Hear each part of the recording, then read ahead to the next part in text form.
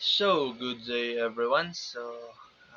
My report is all about mechanics of cheating in Sepak Takraw. So, I will just continue the report of Ate Gregoria.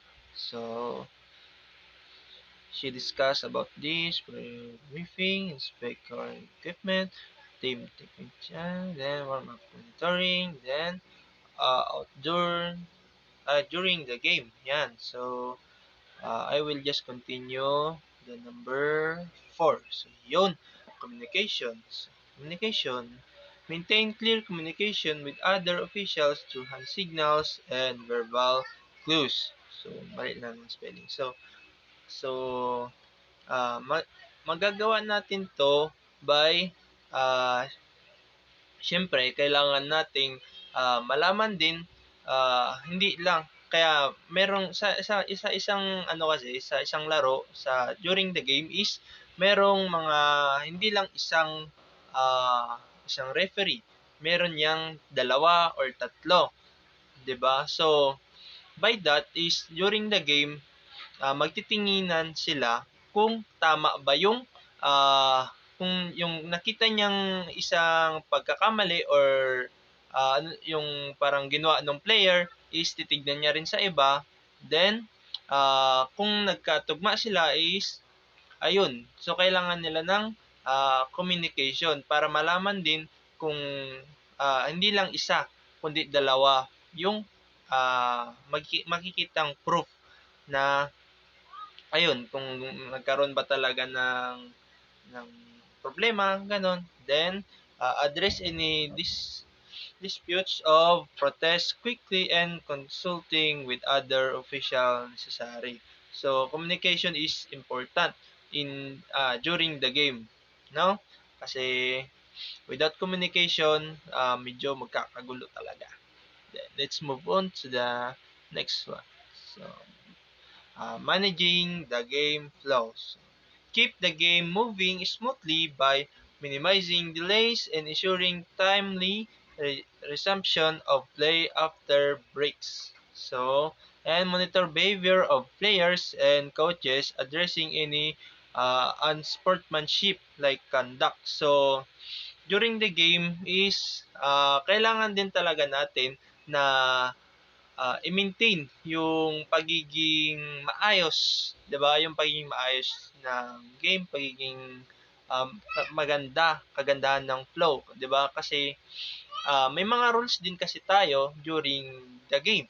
Like, ayun, marami tayong mga rules. Then, kailangan lang ma-maintain yung ano na yon, rules na yon para magkaroon ng sportsmanship.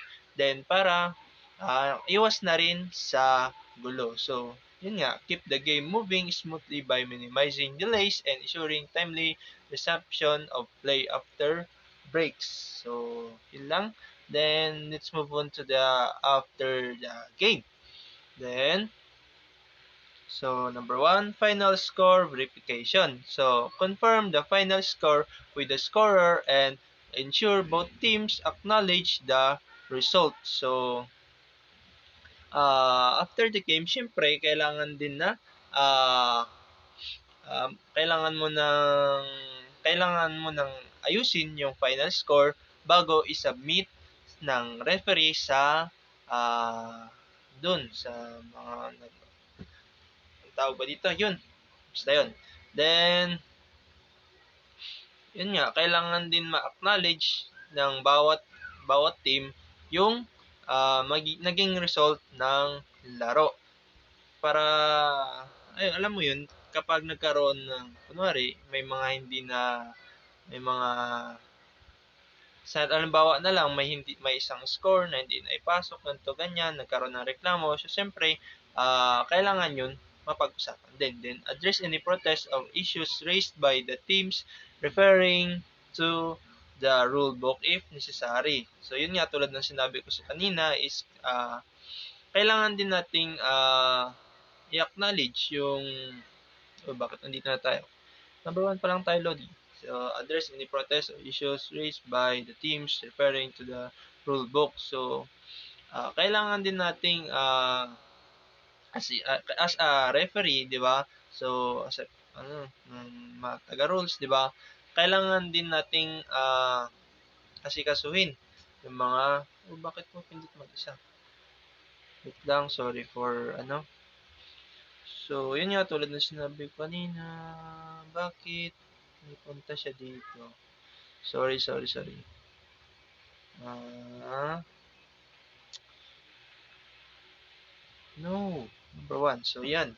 Tulad nga ng sinabi ko kanina, sorry for the, then address any protest. So, yun nga, kapag nagkaroon ng problema is, kailangan ding mapag-usapan, 'di ba? Sa final score verification. Kapag nagkaroon ng problema, 'di ba? So, meron tayong rule book na kailangan sundin. Then, let's move on. So, post-match reports. So, officials may required to submit a report detailing any incidents such as injections or rule disputes.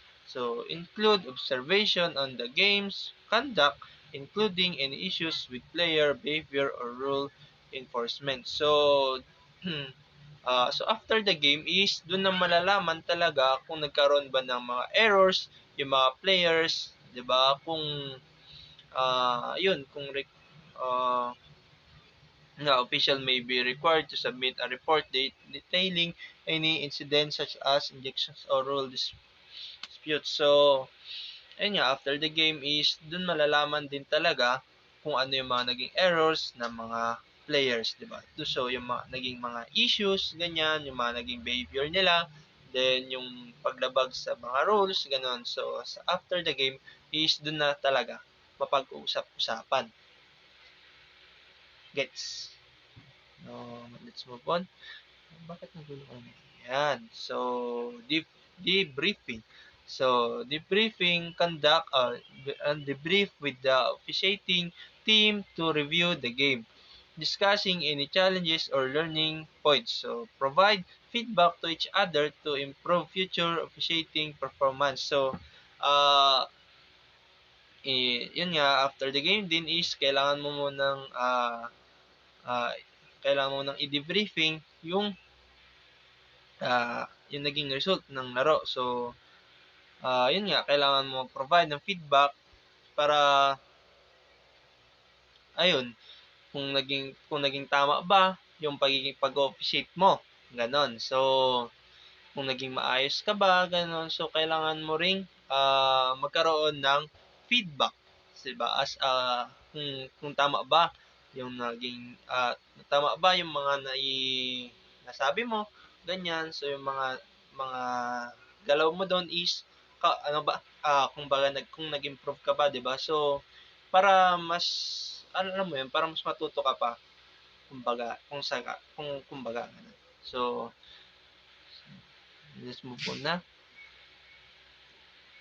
Then number 4, equipment and court check. So isa din to sa pinakamahalagang na gawin after the game. So ensure all equipments is accounted for and proper stored. So chata, chata. Check the court for any damages or issues that need to be addressed before the next match. So, after the game, syempre, kailangan din nating asikasuhin yung mga gamit, 'di ba? Yung mga naging yung mga ginamit, 'di ba? Yung bola, 'di ba? Kailangan mo asikasuhin yung bola para magamit pa sa susunod na laro. Then yung court kung maayos pa ba para yung mga susunod na maglaro is makapaglaro sila ng maayos, 'di ba? So kailangan din nating after the game is maasikaso lahat 'yun. Then yun lamang po. Thank you. Thank you for playing. Thank you for listening and I hope you learned a lot. Bye-bye.